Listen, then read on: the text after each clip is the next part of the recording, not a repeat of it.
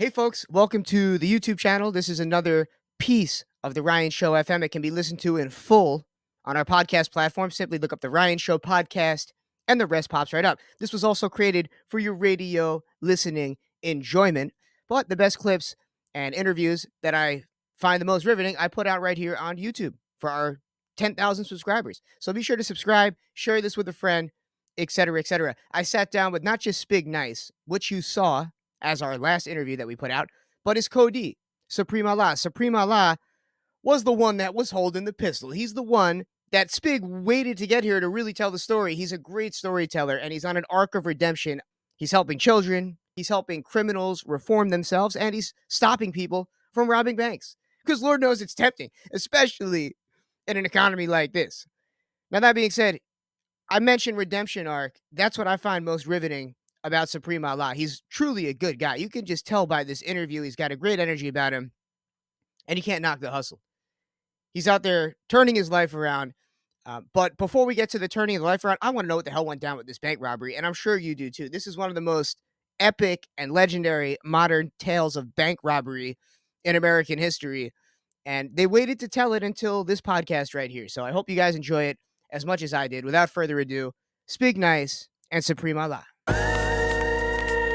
And that's all we got for international history. But if you're tuning in now, yes, this is the Ryan Show FM. And yes, again, we're getting into some history. But modern day Americana bank robbery. Some people say it's a terrible thing. Well, I say it's not what you do, it's how you do it. As long as nobody gets hurt. You heard Spigg Nice here last week. You heard all about the Lost Boys. You heard about, I guess you could say, a little introduction as to what really went down, what it is that landed Spigg behind bars for so many years. And now we have, I don't want to say partner in crime, I want to say a like-minded individual, a guy that was there and did the whole thing with him. Preem Dalla is here alongside of Spigg Nice to tell the truth of what really went down all those times during that, I'll say it, legendary string of bank robberies. We hear of all of these different, especially those that grew up playing Grand Theft Auto. It's almost romanticized. The act of a bank robbery is romanticized in American culture, from Bonnie and Clyde all the way up 100 some odd years later to Spigg Nice and his co-defendants, Preem Dalla being one of them. So, gentlemen, before we get into the history of what the hell actually went down, I know that's what everybody wants to hear. How are you guys tonight? Hey, great, man. I'm great, man. You know, it's a blessing just to be here, man, to make it out of that storm that we came through, man. So, Yeah, all a blessing, you know. Absolutely. And Preem, you already know me.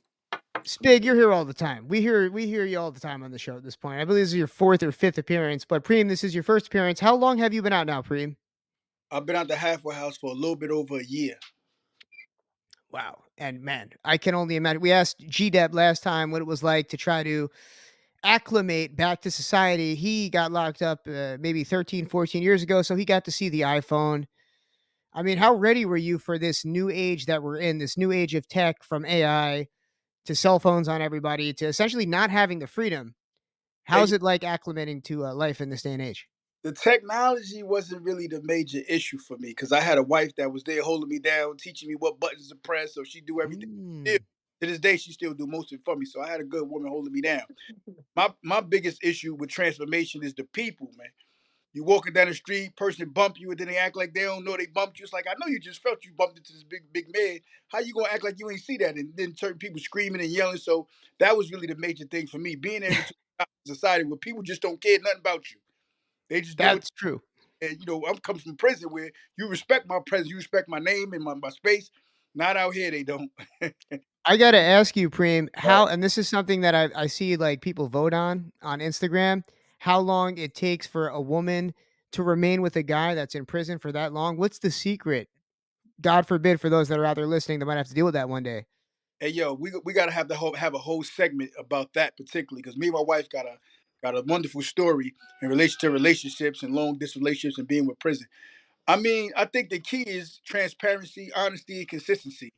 You know what I mean? The communication got to be on point, and more importantly, you got to be moving towards a goal. If you're just in a relationship long distance and y'all just boo hooing and ha ha and on the phone back and forth doing nothing, it's gonna go weak real easy. But if you moving towards goals and you got things to accomplish together, how you benefit the quality of her life, she benefit the quality of yours. Now it's something of substance that we grabbing a hold of, as opposed to just saying, "I love you, baby. Let me see you play with that thing for me." You know what I'm saying? So Which must be a little bit easier with technology. We talk about technology. I guess you can actually communicate with the missus from being, you're locked up for all that time. It seems like it's a little bit different than it might have been back when you first got locked up. yeah, well, we ain't have cell phones at that time. So nowadays, Facts. cell phones is in there a little bit. So we got a little access to it. But for those that don't have access to it, you're using regular phones, man, like an old phone booth. So you really don't have but 15 minutes to shoot your shot and talk your spill. And then when you get on the visits, depending on what type of level of security prison you in, it ain't a whole lot of action going on there. So your talk game got to be good, man. And I just happen to be blessed with, you know, a And special. your imagination. Yeah, you got to find a way to keep 'em happy. That's I, wild. yeah, I took the skin off a snake and put it on a pair of sneakers and rock that. Yeah, Yes. yeah. Wow. So last week we talked about how it was a real conspiracy against you guys. A lot of people that go to prison for bank robbery aren't locked up for nearly as long. I mean, from your perspective, why were you guys hit so hard by Johnny Law when you guys did get caught up, especially in light of the fact that nobody got hurt in the string of bank robberies? There was no violence used whatsoever. All that Mhm. said is the reason why they kept us in there, because they see we use a little bit more intellectual power to create the situation. It wasn't like we just ran up in there grabbing guns, shooting in the air to where everybody get on the ground. It was well put Yeah. together. We was confident because everybody in the team played their role accordingly.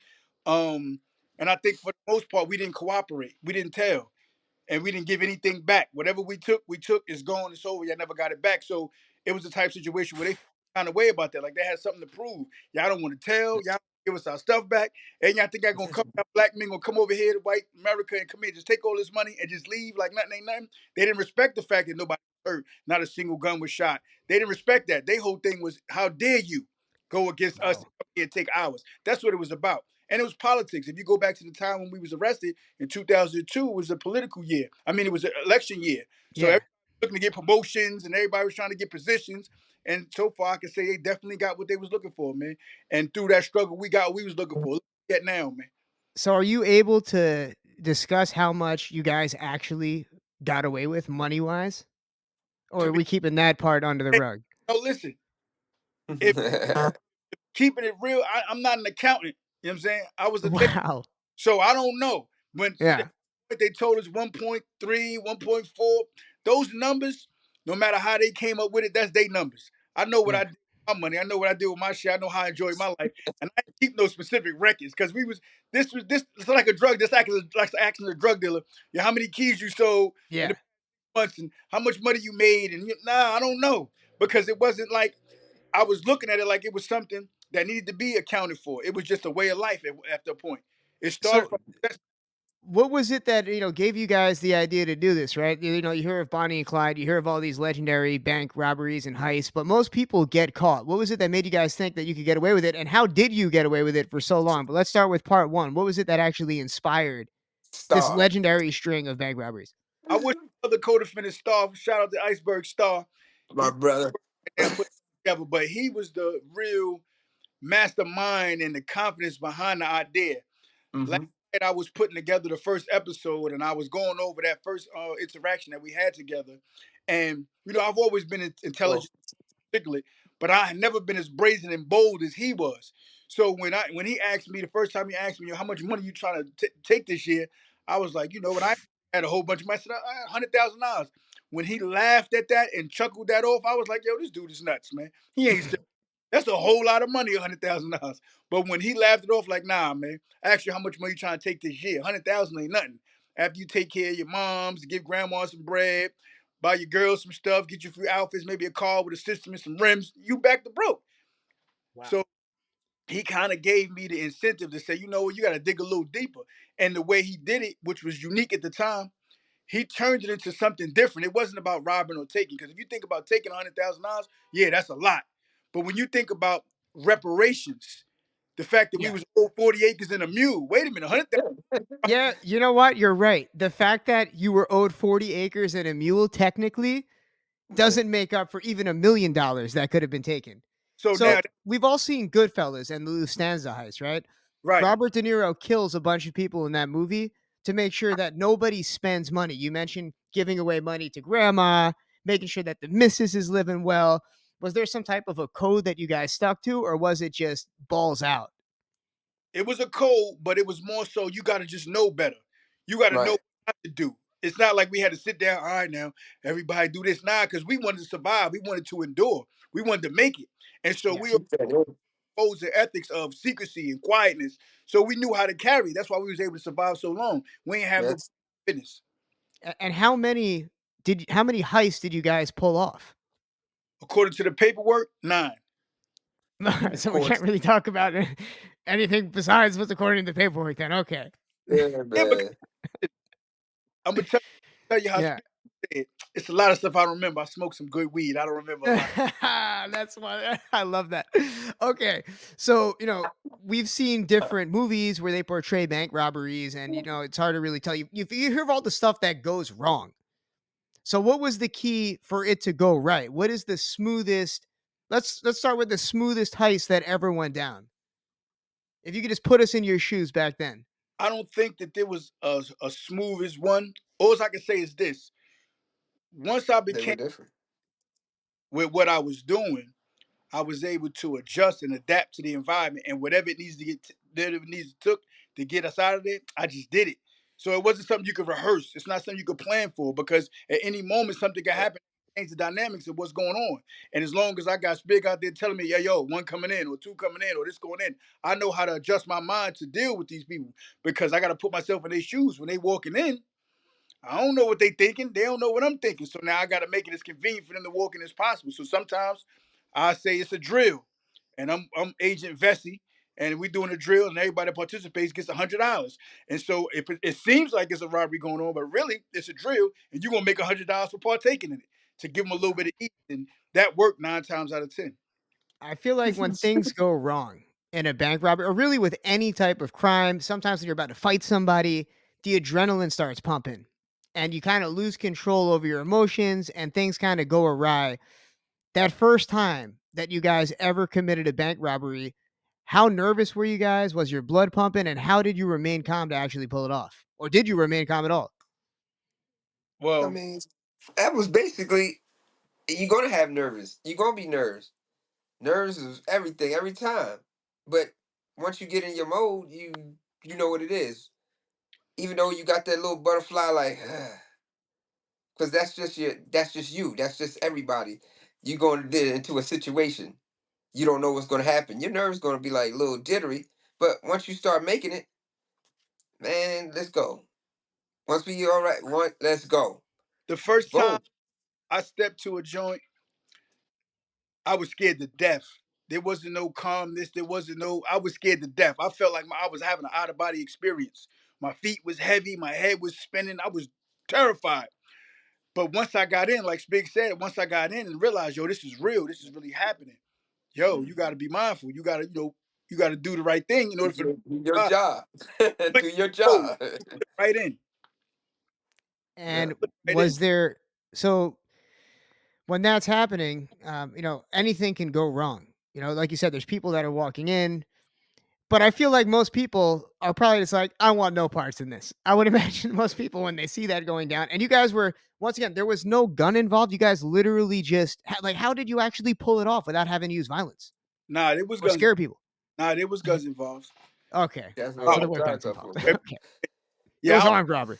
I don't know no martial arts, none of that super duper taekwondo stuff. So yeah, it was definitely guns involved. But I mean, the whole thing is mind over matter, man. Once you Yeah, realize what you're doing, you got to be mindful because the only reason why nobody got shot, nobody got hurt, is because you was able to hold your mind the whole time. So you know what? I'm here for the money. I ain't here to hurt nobody. Plus, yeah. they dude named John Walsh back then on America's Most Wanted. Man, when once he get on you, you're finished. You're done. John Walsh was a bad joint. I used to see that joint on TV, America's Most Wanted. I'm like, man, I'm not trying to make America's Most Wanted. I want the money, but I do not want the fame. I do not want the chase. So I made it my business, and my team made it our business. Nobody get hurt. Let them know, listen, we're not here for you. We here for the money. Don't be no hero. This is our reparations. Don't get in the middle of this. Let us just Wow. get out the way. And when people were here, most people was like, you know what? Yeah, we ain't trying to, get in the middle of that, man. But so it was a mind state. it wasn't just bank robbery, it's how you did it. What was the mind state while you was doing it? We was taking what was ours in our mind state. That's why it was Mm. so consistency and so constant. It wasn't like, oh, it's a robbery. When I was thinking robbery, started changing my mind from that. So it wasn't robbery no more. It was reparations. And when you think about reparations, yo, this is owed to me. So now you're not thinking, yo, I'm doing something bad, or I'm only doing something bad if I hurt somebody getting what's mine. You see what I'm saying? So that Right. Wow. between what we was doing and what most people was doing when it comes to going up in the place. That's why we were so comfortable and confident. It was a different mind state than anything anybody have ever seen before. And the Yeah. average person I speak to in prison, not talking about this, they be like, man, I don't know nobody ever did nothing like this. This is like Hell yeah, they caught me a legend. and I'm saying legendary. Man, I was just going to get some money. I wasn't thinking about being no legend and none of that stuff. But when the prosecutor laid everything out, that's what it turned out to be. They was like, "Yo, they never seen nothing like this ever done in the history of bank robberies," and they labeled it "takeover bank robberies." Wow. So they actually created a definition for how you guys were robbing banks. Right, right. Wow. So once again, to those that are tuning in for the first time, Preem Dala and Spig Nice, a Yeah, regular on this program, are here. Spig's been here talking about his music career and all types of things, but now TTO, the movie, is coming out, and that's about the real life bank robberies that these guys pulled right. off. And what made these guys so different than most bank robbers was nobody got hurt. And now I'm learning that, in a sense, if you really break it down technically, you guys, I guess, in theory, philosophically, are kind of owed money from the government. Mhm. So, it's not like you guys were hurting people. You're not some cracked out dude going in there to get high, robbing a Right. bank for his own Right. selfish reasons. You were taking the money that was literally owed, like you said, 10 acres and a mule, and then spreading it to those that you loved. And maybe that explains why you guys got away with it for so long. So, how long between the first and last bank robbery actually, how much time was in between? I believe it was like 2.5 years because the first one was in 2000, and we didn't get arrested until 2002 April. And did everybody know, like your friends, family, like not to incriminate our dear friend Mr. Cheekspig, but like how well known within your crew, or nobody had any idea? Nobody, any idea? Wow. So, what was it like having to keep that secret Because over I that had so time? many, see, because I had so many other things I was doing. I was doing my own music. I was doing label thing. I was doing a little pimping. I was doing a bunch of selling Oh, creams. I was all over the place. So you didn't know where my money was coming from. Definitely had. wow. That's a lot of I was, pimping. I was, I That's was a doing whole that. lot of pimping. What are you pimping every single chick in Queens? Oh Hey, my god. when you see me in these spots. Everybody knew I was in these spots doing what I was doing. They remember Wow. when I had that bunny. They know when I had that bunny. They was like, oh, he get that bunny. Wow. So was there like almost this, you guys might not catch this reference, but there's a show that came out called Breaking Bad, and there was a point where this guy realized Heisenberg, or Walter White, his family started to see what was actually going on, and there was kind of that moment of realization that everybody had. Was there a moment of realization, even maybe before the police put you guys on billboards or whatever else, like where everybody kind of found out? And what was that feeling like? Nah, for the most part, like how Spig said, it was other things going on. So, I had other little things going on that necessarily wasn't legal, but it was enough to justify where I'm getting the money from because you seen it. And you said, okay, he got women. Oh, he got bud. He's doing this. He flipping cars. He got a good gift of gab. He seemed like a smart business dude. Yeah. You don't know what my day job is because I look so good at doing whatever else I'm doing. So they never really caught on to it. They never would have caught on to it if we wouldn't have got caught because who's gonna question the guy that's out partying, having fun with the girls? I'm in every strip club. My girls is looking good. They doing what they supposed to be doing. It's a tight knit circle.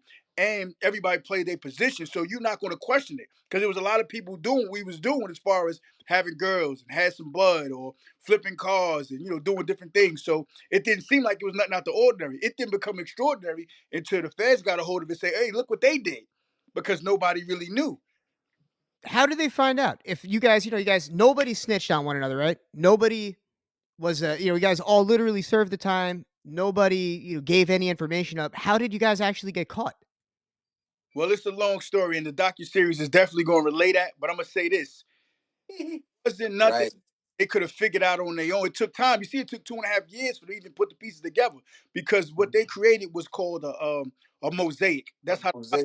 referred to it, a mosaic. It was a bunch of bits and little pieces that they put together. And it took them years to figure out how to put them together, at least how to make sense out of it. And so all the tiny little pieces they had from our MO, modus operandi, they called it the MO, Yeah. method of operation. They figured, okay, these guys right here is strategic, brazen, they this, they that. They had a whole bunch of different ways to analyze it. And so every time we got away with something, they was add another piece to the puzzle of adjectives of who we were, because they didn't have those direct identities. Otherwise, they'd have been Cayman guys. They'd have Cayman guys from the second one, the third one. We just was going Wow. the way we maneuvered, and it was close knit. Like I said, nobody really knew what was going on. We didn't come celebrate, brag, and tell the whole world, yo, this is what we doing. We kept it real professional, man, on the field, Wow. off the field. So before we get into the movie TTO that's coming out, I've got one last question. In today's day and age, everybody has a cell phone. Everything's on the internet. Every text message is tracked, stored, monitored. Is there any way that people can get away with a bank robbery in this day and age? Man, I doubt it, man. Listen, I've been so squeaky clean since I've been home, B. I don't even jaywalk. You hear me? 'Cause Yeah. And I was nervous depositing a check. yeah, you know what though? Going in it. I'm gonna Huh? say this, though. A lot of the things that I used to do, if you look at me now, I'm totally contrary. I work with an anti-gun violence organization, helping the youth in the community, the young adults between the age of 14 and 26. I help them change their lives, get jobs, and get resources they need to make better decisions. The reason why I chose what I chose is because the decisions that I had in front of me, this was more appealing.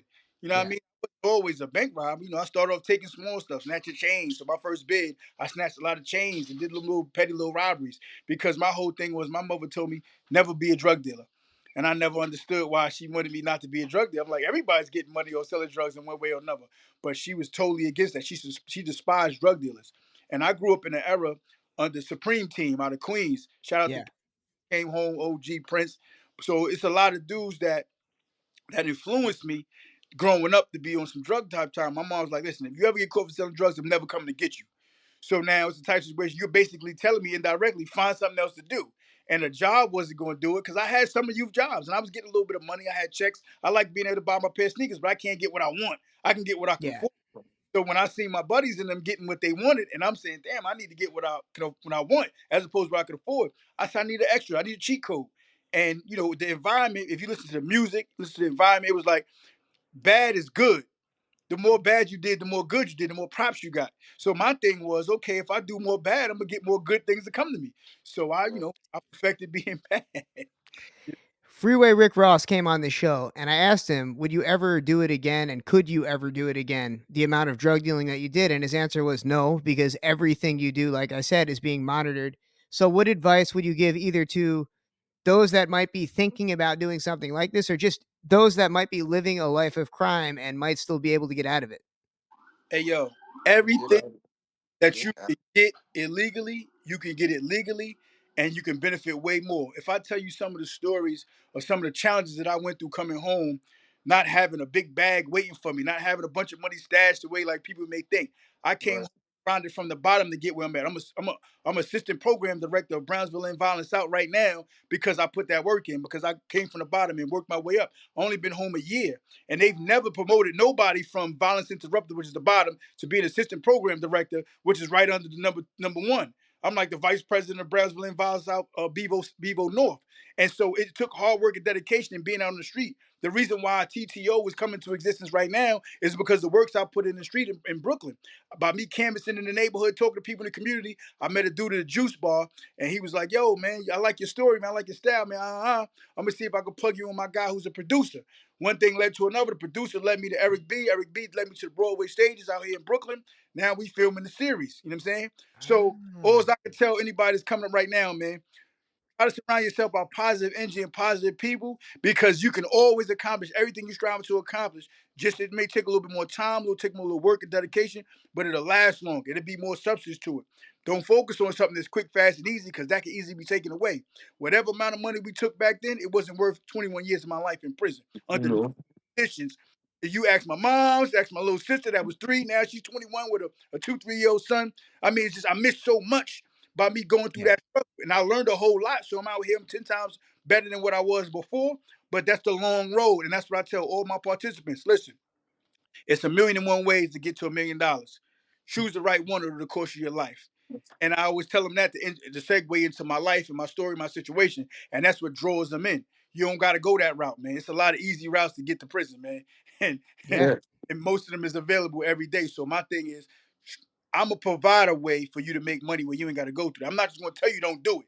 If you in the Brooklyn area or you in Brownsville, you New York area, look up Bevo, man. Brownsville and Volatile. We doing some great things in the community, helping young dudes just like me, started at 13 years old, that said, you know what, I want to take some, I want to get some Jordans, I want to get a starter jacket, I want to be fly. Okay, well now we got to wait for you to do it. We give jobs, we take them on trips, we educate them on how to do different services. They got ocean Get class. giveaways, all that. We You Wow. got, know. man. Anything a young person would need, male or female, and they trying to change their condition before going this route, we got an opportunity to provide it. So that's part of my story. That's amazing. And what I'm doing now is totally contrary to what I was. I got police in my phone and my phone number. I got the commanding officers, district attorney. I was talking to the district attorney the other day. I didn't even know who he was. He knew I was doing the work. He was doing the work. We was at a book bag drive. And come to find out, his name was Eric. And I'm talking to him, I'm Supreme. And we going back and forth. Turn out he's Eric Gonzalez. He's the district attorney of Brooklyn. And we was Wow. chopped up like we was regular friends. So my mind state is different. My conditions is different. And the people I'm surrounded by is different. I can't do nothing but win, man, in a positive way, man. So I'm blessed and I'm grateful for everything that I accomplished since I've been home. And I ain't break not one law, man. And that's I the don't want to say that's a testament to the prison system, but I mean, what would you say the reason? Because this is exactly what they say. They say that prison is meant to reform the people that go in there, and now you're out in a whole new state of mind. You're helping all these people. Yeah. What element of prison or program or anything was it that led you to have this state of mind where you're out here helping all these people now, or was prison. it not prison at all? Nah. Prison creates the condition, and I need y'all to hear this clearly. Prison creates the condition for a man to dig into his inner self and pull out the best of who he is, or bring out the worst. So prison doesn't change you and make you better.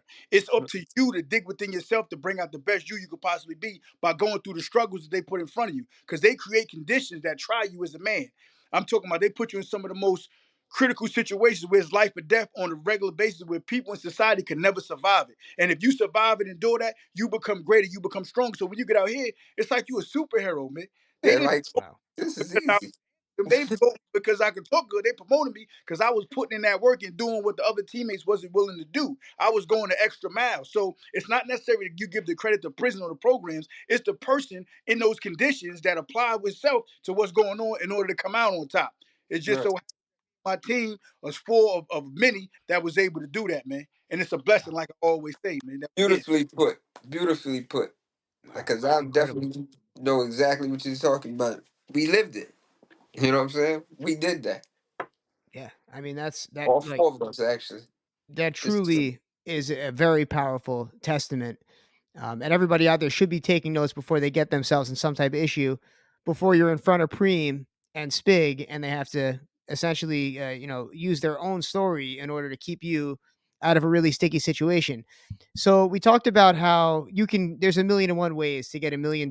Have you ever, and do you ever think you'll find something that gives you the same type of adrenaline rush? I couldn't even imagine the high that you get from a bank robbery. Not to make it a positive thing here, but is there something that that you ever experienced since, or that you think you ever will, that was that much of a rush?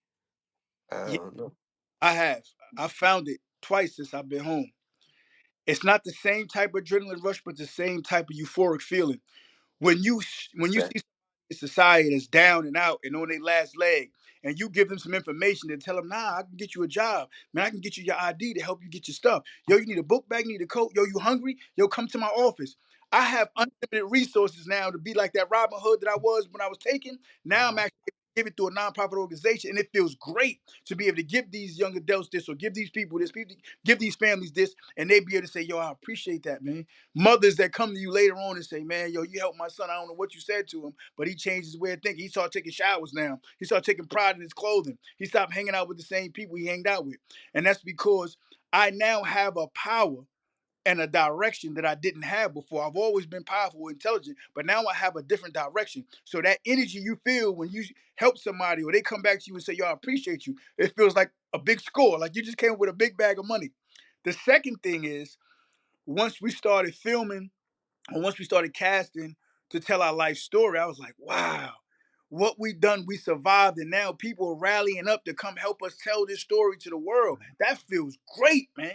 You see that I did something in society that people are now rallying up to put money in their pockets, put clothes on their back because of my story. That feels great, and I can't wait to get deeper into the filming part. They gonna be like, man, you writing, you directing, you editing, you producing, you doing everything because I'm on every aspect of this reality because this is my reality that I was meant for. I just had to go through that jungle, go through those woods in order to get there. And now that I'm here, I feel like I'm home, right where I'm supposed to be. Wow, that is beautiful. Me too. Right.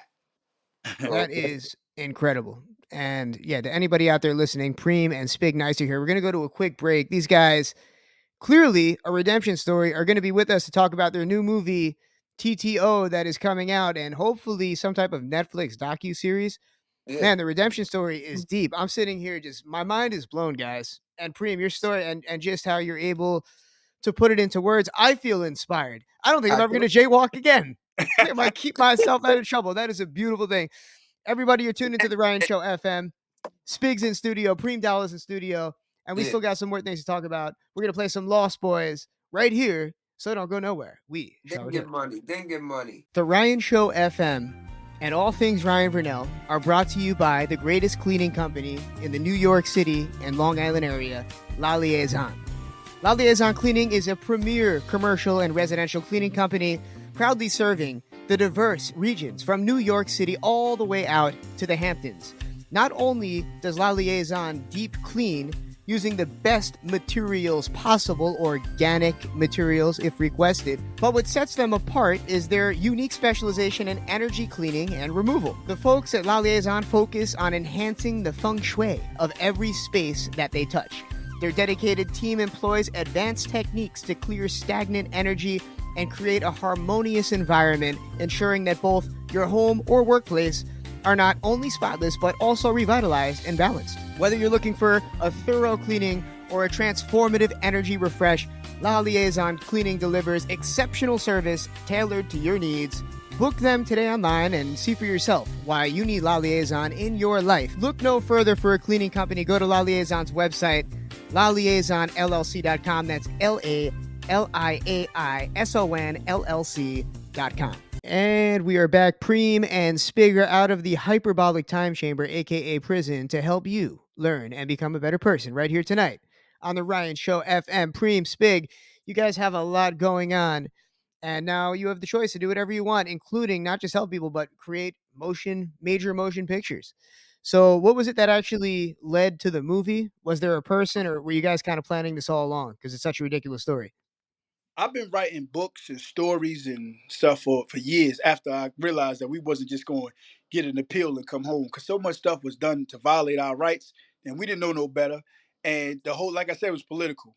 They needed to get us off the street. They did whatever they had to do it, no matter what laws they had to bend or break or create. So I understand the business part of that.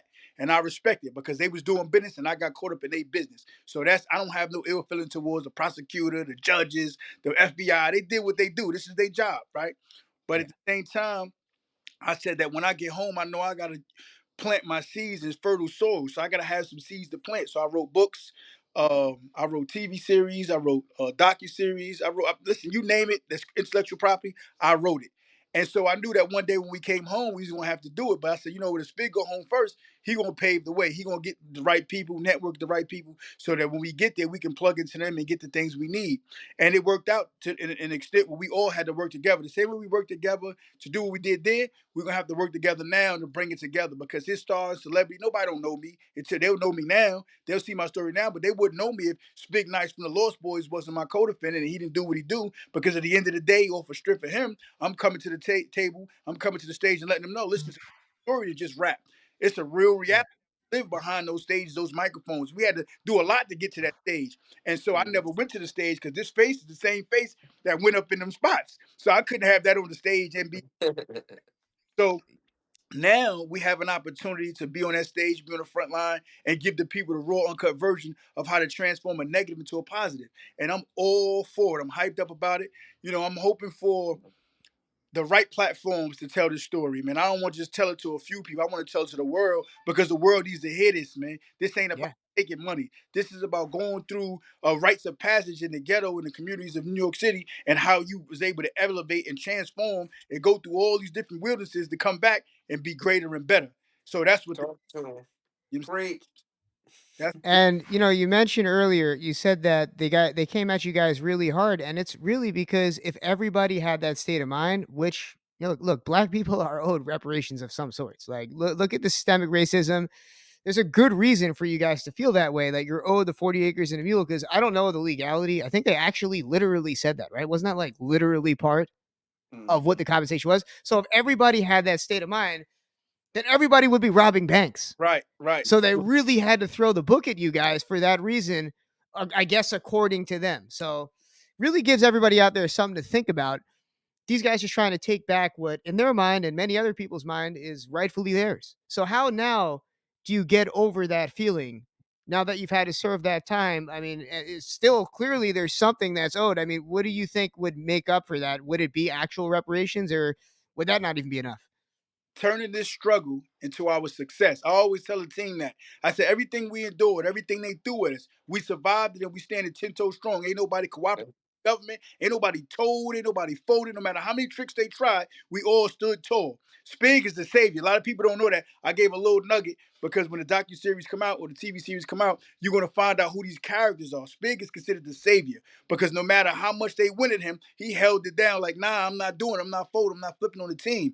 And so a lot of people this day and time don't have that type of integrity. They don't have that type of honor. They're gonna go with the least resistance and say, okay, I'm gonna take my guys out so I can get home to my girl or get back home to society. But he didn't do that. He decided to say, yo, we're gonna stand 10 toes, we're gonna fight this together. So now that we're here, this TV series is going to illustrate all of the do's and don'ts of how to navigate so you don't have to go the way we went. You can see where we went wrong or where we went the way that was least susceptible for us to be victorious and win. And you can make a better decision because those options are going to be there. And then in real life, when you deal with us and have podcasts and TV shows, we're going to be explained, this is what we're doing as an alternative to that life. And this is what we bring it to the table for the most part. Spig, what is it that gave you the strength to not turn on all of your friends and Cody's in a world where everybody's snitching? Where did you find that within yourself to do what's morally right and make your bed and lie in it? Man, that's a no brainer. That's from the heart. That's love, man. We did this together. We gonna go through this together. And that's just what it was. I wasn't raised off of no, oh, we just split up and go for man, go for man. Nah, we a team. We did this how we did it. And he And you Not- even you even Wasn't kept nothing your to mouth think shut about. They when you thought it got was out. Like people were pressing, even when I had you on. I had people in the live comments asking, "Well, are you gonna talk to him about the bank robbery?" And you let it be known that there were still people that were serving time, and you didn't even want to risk talking about it because the right. Cody's were still locked up. I guess they let you out early because of COVID-19. And even on these I, public I, I, platforms, I, you had situations to go viral. You were on right. major shows like Drink Champs, and you Mhm. still didn't say a word. So that's a testament to your character, Spig. no question. No question. I mean, like I said, I ain't said that. Like I Not even said, gonna say the secret. nah, Man. but now you can see it now. Now you can see. Yeah. You know what I'm saying? You'll see what the hell they was trying to do to me. All the Yeah. shit they was trying to do to me. Excuse me, but they was trying to do me crazy. And Yeah. then they didn't know that, oh, he's just a rapper. He's gonna tell us and that. All right. No. And to think, like, once again, you were Spig Nice of Lost Boys. It wasn't like you were just a bank robber. It wasn't like you had, yeah, you might have been pimping a little bit here and there and doing some things on the side, but at the end of the day, you were still a celebrity and a Yeah. well-known person and public figure, And especially in Queens, that's and it would have been the easy way out for sure. So that is absolutely a testament to your character and loyalty. Gentlemen, when are we going to be able to actually watch this movie that you guys are making? Is there any type of release date plan, or is it all still in progress? It's still in progress. We look right now. We in the beginning stages, right? Because our last co-defendant just came out. He in the halfway house. He's going through what he's going through. So we just really pretty much started to get the momentum. We did some castings. We about to start shooting the trailer. Once we shoot the trailer in the first episode, then we're gonna start pitching to the major networks and see who yeah. we work with. Because like I said, this is just the beginning. This is just our first story. But there's a number of different layered stories that come from this, and all of them, every last one of them has a silver lining because we went Yeah. hell of a things in order for us to get to where we are. But now we got to tell them. We got to tell them what they never heard. That's why it's an untold story of the Lost Boys. They don't know about this. The government don't know about this. The judges don't know. The lawyers don't know. So we about to give it to the world raw and uncut. But we're gonna give it to you in increments, man. So those jewels and those lessons can be wrapped up in it. This needs to be Right. a Netflix docuseries. Wait, so Preem, you were a member of the Lost Boys as a not the group, but the crew. Yeah, I was a part of the team. I was a part of the affiliation. I was younger though, so it wasn't. Yeah. They all 10 years older than me. They're a decade older than me. Yeah. I Oh. was very That's the young buck of the very team. old for my old soul. So I hanged out with all the old dudes, and I was amongst them. And they seen, Star. I wish he was on. Shout out to Star and Boy King. That's the other part. Mhm. Oh, Born King was one of the other dudes that was with you guys? Yeah, yeah, Yeah. Boy King, man. Wow. See, I always heard of the legend of Born King as being one of the OG Lost Boys, Yeah, he's the right? Yeah. Was he one of the guys that started it all? founder. Yeah. Yeah, Wow. So he was one of the 4 bank robbers that was part I had no idea. yeah, Ain't Yeah. that yeah. something? I know a little bit about Lost Boys lore. I'm from the Hamptons chapter of Lost Boys. So if you were to give me a dap, I know the whole thing. You The know the whole whole damn thing. thing. He does know it. He knows it. Wow. He's there. Yeah, shouts to like all of our friends that we have in common. And I got to say, it's just, I'm proud to be a part of the culture, for what it's worth, even though, once again, I'm a 35-year-old white man from the Hamptons. Yeah. But for me to help, push the legacy forward with Mr. Cheeks for all these years and put the stories out there and have you guys on here now, it is an honor. And man, you guys are just wonderful. And it's great to see you're helping so many people right now, both of you guys, including those that have been tuning into the show tonight. So, where can the listeners out there find you so that they can follow up and maybe ask you guys some questions? Well, you can follow me on IG. My name is Supreme_Show Improve. I'm just learning how to work the joint, so I got, I'm getting it together, whatever. But you could always tap in with me on that. We got the TTO TV series on, I believe it's YouTube. I gotta check with my wife. She's my partner. She does all the technical stuff. I just run my mouth and play the front, but she handles everything in the back. Shout out to Layla. She just gave birth to my newborn son, Prince Messiah. You know, Wow, congrats, man. Wait, so is this your Prince first child? Messiah. this is my number one Yeah. first child. I ain't have. Wow, man. Isn't that some beautiful stuff? Wow, and she stuck by you Yeah. this whole time. That is a love story that needs to be told as well. That's incredible, man. Hey, hold on. I'm glad you said that because you just reminded me. And I usually don't plug the book as often as I should. But if you go to Amazon, we got a book out called BOP Chronicles: Sex, Blackmail, and Murder. And it's basically loosely based on the story of how we got together. Because believe it or not, she was police when she got with me. She wasn't supposed to get. What? Yeah, yeah, yeah, yeah, yeah. She was working for the NYPD in Brooklyn. And it's a long story. I don't want to get too much. We have to come at another time because it's a lot. Like I said, Yeah. layers to the story. But go check out the book. It's on Amazon. It's called BOP Chronicles: Sex, Blackmail, and Murder. The authors is Layla and Serga. Serga is one of my pseudonyms that I use, or one of my pen names.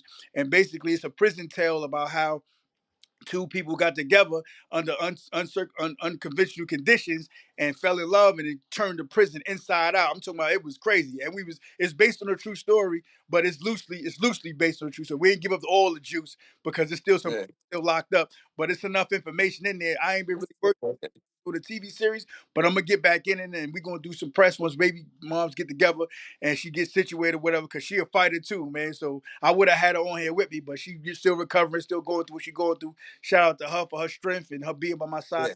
What Lately, you know, Wow. What a beautiful story. What a about beautiful love story and an yeah, incredible it's tale. Man, between all you got guys, and that just shows such character. Everybody gets such a bad rap for committing crimes that you guys have more character than half the free corporate executives that are out there screwing people. My God, yeah. yeah. just incredible. Everybody go follow these two gentlemen. And I can't wait to have some type of a follow up and stay in contact. Everybody that's tuned in, thank you for Yo, listening. One more don't time. forget Spig Nice, OG, Spig Yes. Nice LB fam at gmail.com and all other platforms. You already know. Instagram, just message Spig. Yeah, you Let already him know. know that you heard I him know here. I'm still sloppy with it. I'll get to you. But I'm Get getting it. ladies I'm getting working his on DM. Oh wait, it. we don't want to get him in trouble. Ladies, stay away from his DM. Stay There's away beautiful from my love stories DMs. going on here. Nah, nah, nah. Yeah, Man, We welcome all the I'm there. ladies that come to the DMs because we grown and mature. We know how to put everybody in their proper place to win. We ain't looking for love. We got it. We looking for some type of assistance in helping us help you to do something Yeah. great. So use your beautiful Bro. better than just sex or just the sexual allure. We want to help you take next level, man. So all beautiful women that got something going on, they want to take it to the next level. This is one train you want to be on top of, man. Trust me, you want to be a boy Right. right here. That's right. And if you're Yeah. one of those ladies looking for love, there's always Mr. Cheeks DM. No, wait, he's married. No, we don't stay away from Mr. Cheeks. This is the Ryan Show FM. Preem Dollar, Spigg Nice in studio. And go to our YouTube TTO. page if you're listening on the radio and Get get your ready to own. hear and watch the interview, everything that we talked about, and get ready for TTO. That movie is going to be amazing, and hopefully, eventually, some type of Netflix docu-series. I'm going to come back in just a few Holla at minutes. us. Holla at Holla us. at the boys. I'm going to play one more song for the fine folks out here tonight, and I'm going to leave it up to you. Was there a song, Preem? I know that I've asked you this before, Spig, I think many times in the past, a song that maybe motivated you to help you get through those long stints that you had in prison. One Wow. song for the people tonight. One song. I don't know if you know about this, an old Queens classic. It was by what's the dude from Ohio? The Gap Band. Oh, We've had our share of some trouble, Charlie Wilson. Oh, Grandmaster Vic. maybe more than Charlie Wilson. others. Oh Grandmaster. my God. Charlie Go Wilson. Grandmaster. Standing. He going to the Grandmaster. That's how I know this song Why? was from the Legend Come Grandmaster on, man. Vic. You gonna Queens in the Legendary building. Grandmaster Hamptons in Vic, the baby. building. Queen And the you, money. the listener, here on the Ryan Show FM, we shall return. Hell. Don't go nowhere. L's up.